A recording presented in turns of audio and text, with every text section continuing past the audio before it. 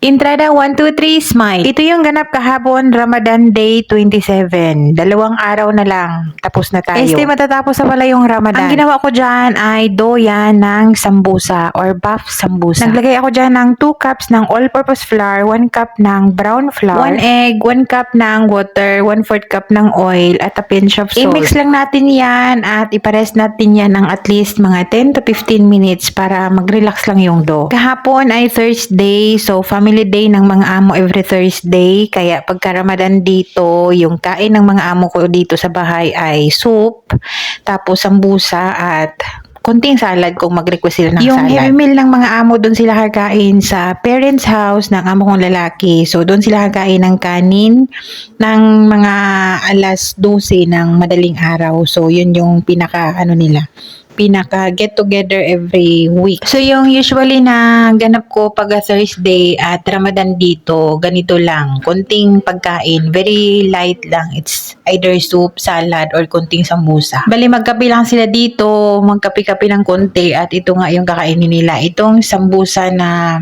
tinatawag nilang buff sambusa or puff sambusa. Tapos nag-request sila ng apple salad kahapon. And yung soup kahapon ay yung ininit ko lang na wheat soup na lagi kong ginagawa dito.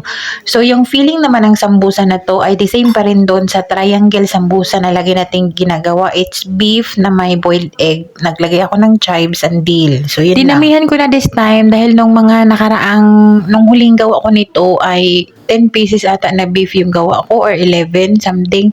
Tapos gumawa rin ako ng 10 pirasong cheese and naubos yun lahat. So dinamihan ko na kahapon na paggawa.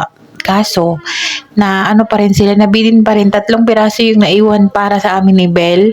So meaning parang iniwan lang talaga yun para sa amin. Kung meron kaming pagkaing iba ay siguro inubos nila yun dahil siguro nami-miss din nila to dahil sobrang tagal ko nang gumawa.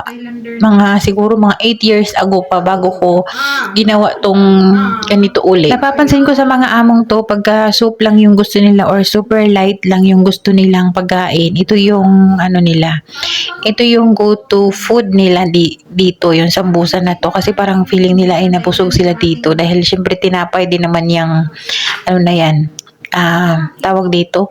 Gumawa din ako ng filling na cheese dyan. Nung nakaraang gawa ko ay cheddar. So, ito naman ay feta cheese na merong dill. Madali lang naman tong gawin para ka lang talagang gumawa ng empanada. Kung wala namang empanada molder, pwede naman yung pang-sealed natin ay yung tinidor or kamay. Unti-unting nag-less tayo ng pagkain dahil yung mga amo ay nagsasawa na rin sa mga pagkain, lalo na sa sambusa. Pero, hindi pa rin mawawala yung sambusa na ihahain everyday.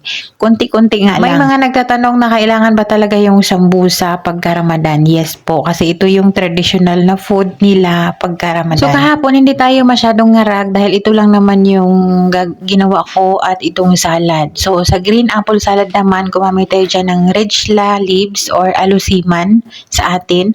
Naglagay tayo ng corn, gamit ko ang corn in can at konting cucumber. Tapos naglagay tayo ng chopped dill. At yung green apple naman, hiniwa natin ng maliliit. Binabad muna natin yan sa tubig na may asin. Mamaya na natin yan ihahalo pagka malapit ng oras kakain. Na yan para mag-fry ako ng sambusa, puff sambusa. Kasi nga itong sambusa na to ay medyo matagal yan kaysa sa triangle sambusa.